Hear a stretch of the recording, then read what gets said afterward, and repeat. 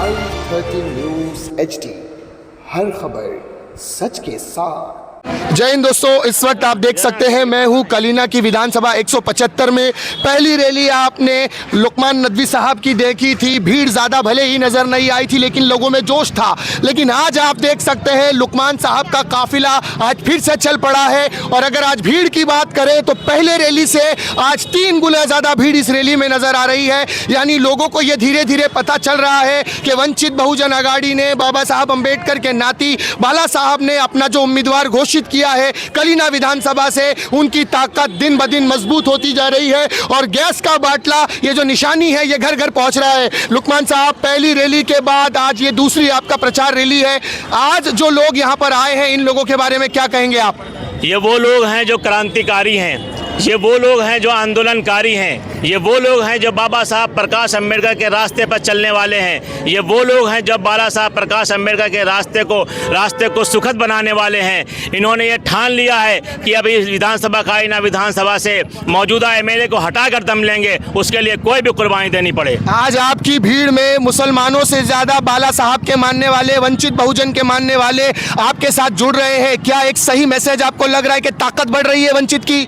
यही तो ताकत है, वंचित बहुजन आघाड़ी और मुसलमानों की यही ताकत है। इनका हमारे साथ खड़ा होना इस बात की दलील है कि ऐसे इंसानों के लिए काम करते हैं, मानवता के लिए काम करते हैं, अच्छे इंसान को चुनना चाहते हैं। अगर बाला साहब प्रकाश अम्बेडकर ने हमको ये टिकट दिया है तो ये जानते हैं कि उनका फैसला सही है और इसी फैसले के तहत इन्होंने हमारा साथ देने का वादा किया है और ये हमारे साथ खड़े हैं। खवातीन भी हैं, दीदी का कीर्तिका दीदी हमारे साथ हैं, ये हमारा भाई विवेक हमारे साथ है। इसके अलावा सैकड़ों लोग हमारे साथ खड़े हुए हैं और इन्होंने वादा किया है कि इस सीट को हम निकाल कर लाएंगे इंशाअल्लाह। हमारे साथ विवेक साहब है। विवेक साहब, वंचित बहुजन आघाड़ी का लुकमान साहब के साथ जो कि एक इस्लामिक स्कॉलर है, धार्मिक स्कॉलर है, किस तरह का सपोर्ट करना है इनको और किस तरह से इनकी सीट लाने का प्रयास चल रहा है आपका?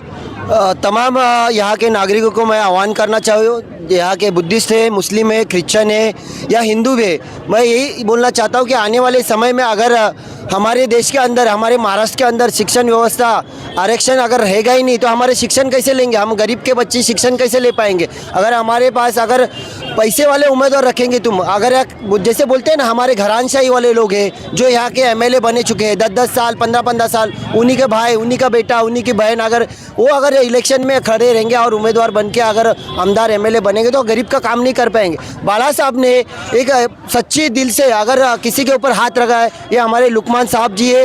ये आने वाले समय में 100% बोल के आपको गारंटी के साथ बता रहा हूँ, ये लोग बहुत सारे गारंटी देती है पर इन लोगों की गारंटी काम नहीं करती, पर हमारी गारंटी बताता हूँ, लुकमान साहब आने वाले 23 तारीख को विजय घोषित होंगे। विवेक साहेब, जे तुमची हे जे विधानसभा आहे यामध्ये जे गेल्या पूर्वी 15 वर्षापासून जे आमदार आहेत त्या आमदारबद्दल त्यांचं कार्य अगर आपण बघितलं गेलो तर काय म्हणणार त्यांच्या कार्याबद्दल आपण? तुम्हाला सांगतो, लाज वाटते मला, मी ह्या विधानसभेमध्ये राहतो।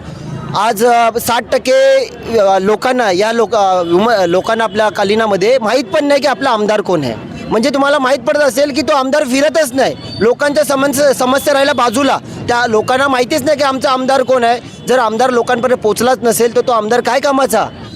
त्या आमदारांनी काही काम नाही केलं, काम तर गोष्ट वेगळी आहे, पण लोकांना माहीत तर पाहिजे की माझा आमदार कोण आहे, मी कोणाकडे माझी समस्या घेऊन जाव, तर लोकांपर्यंत पोहोचणं गरजेचं आहे। आणि लोकांपर्यंत पोहोचणारा जो आपला एकच उमेदवार आहे या कलीना विधानसभेमध्ये तो आहे लुकमान सिद्दीकी साहब। ताई, या मतदारसंघामध्ये जे वंचित बहुजन आघाडीचे जे कार्यकर्ता आहेत, मुस्लिम समाजाचे जे कार्यकर्ता आहेत, त्यांना काय आवाहन करणार? या निवडणुकीमध्ये लुकमान साहेब उमेदवार म्हणून घोषित केले गेले, त्याबद्दल काय म्हणणार आपण?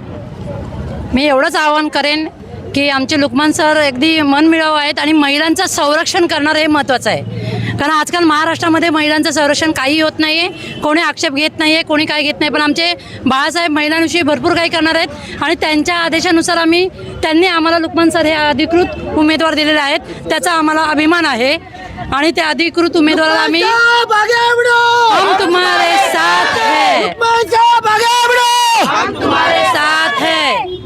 आणि एवढंच मी बोलते की आम्हाला 9 नंबरवर आमची निशाणी गॅस सिलेंडर आहे, त्यांना निवडून द्यावे आणि त्यांची जी इच्छा आहे ती पूर्ण करून आम्ही आमच्या एरियातून कलीना विधानसभेतून यांना आम्ही जिंकून आणण्याचा प्रयत्न भरपूर प्रमाणात करणार आहोत। लुकमान साहब आगे बढ़ो, हम तुम्हारे साथ। अरे जीतेगा कौन? जीतेगा कौन? बीबीए। लड़ेगा कौन? बीबीए।